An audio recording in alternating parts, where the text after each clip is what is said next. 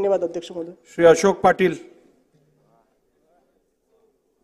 अध्यक्ष महोदय, माझ्या भांडूप विधानसभा क्षेत्रामध्ये दिनांक 27/11/24 ला एक JS शेट्टी इंटरनॅशनल शाळा आहे. या शाळेमध्ये 3 मुलीवर एका लिफ्टमनने विनयभंग केला.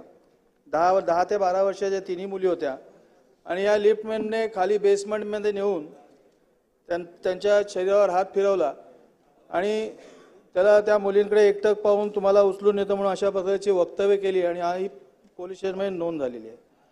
अध्यक्ष महोदय, ही घटना एवढ्यापुरती मर्यादित नाही. हा त्या इंटरनॅशनल स्कूल आहे. ह्या स्कूलचं फी लाखो रुपये फी आहे आणि याच्यामध्ये एखादा लिफ्टमन येत असेल तर तो कुठल्या तरी कंपनीचा असावा, त्या कंपनीच्या संपर्कातला असावा म्हणून त्या कंपनीच्या माध्यमातून तो लिफ्टमन येतो. पण अशी कुठेही नोंद नाही की तो कुठल्या कंपनीचा लिफ्टमन आहे. याचाच अर्थ तो त्या शाळेचाच कोणीतरी असावा. हा तिथे संशयाची एक बाब आहे. आणि दुसरी गोष्ट, ही घटना घडली साधारण 10:30ला. 1-1:30 वाजता पालक त्या मुलांना शाळेत न्यायला आले. तोपर्यंत देखील त्या शाळेतल्या जे मालक आहेत JS शेट्टी किंवा मुख्याध्यापक आहेत यांनी विद्यार्थ्यांच्या घरी देखील कळवलं नव्हतं. ही बाब त्यांनी लपवून ठेवण्याचा प्रयत्न केला. परंतु ज्यावेळेस पालक त्या शाळेत त्यांना आणायला गेले मुलींना, त्यावेळेस त्या मुली त्या प्रिन्सिपलच्या कॅबिनमध्ये रडत होत्या. अशा परिस्थितीमध्ये ही घटना त्यांनी लपवण्याचा प्रयत्न केल्यामुळे आणि त्यानंतरचे भयानक प्रश्न, साहेब मी स्वतः आमदार म्हणून त्या शाळेत गेलो असताना जवळजवळ मला 2 तास त्या शाळेत बसवून ठेवलं.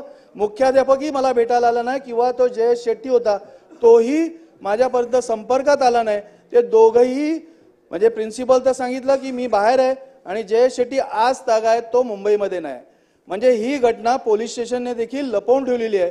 आणि त्या शाळेमध्ये आजही विद्यार्थ्यांना बोलवलं जातं आणि त्यांना धमकावून सांगितलं जातं की असा प्रकार आमच्या शाळेत झालेला नाही, असं तुम्ही लिहून द्या. त्या लहान मुलांकडनं साहेब जबरदस्तीने सही घेतली जाते आणि हा प्रकार आमच्या शाळेत झाला नाही.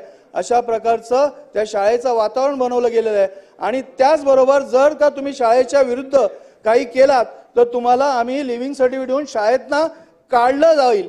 अशा प्रकारे या शाळेच्या माध्यमातून एक प्रकारचं गुंडगिरीचं वातावरण तयार झालेलं आहे. म्हणून अध्यक्ष महोदय, मला आपल्याला विनंती करायची आहे की पोलीस स्टेशनने जो अहवाल दिलेला आहे तो अहवालामध्ये त्यांनी बऱ्याचशा बाबी लपवून ठेवलेल्या आहेत. या उघडकीस यावा म्हणून याची पूर्णतः चौकशी करून तो JS शेट्टी जो मालक आहे तो आजही मुंबईच्या बाहेर आहे, त्याला ताबडतोब ताब्यात घ्यावं आणि त्याच्यावरती कारवाई करावी. सन्मान्य सदस्यांनी औचित्याच्या मुद्द्याद्वारे दिलेली सभागृहाला माहिती अत्यंत गंभीर आहे. त्यामुळे शासनाने या संदर्भातली नोंद घेऊन अधिवेशन संपण्यापूर्वी या बाबतीचं निवेदन सभागृहात करावं. होय अध्यक्ष महोदय.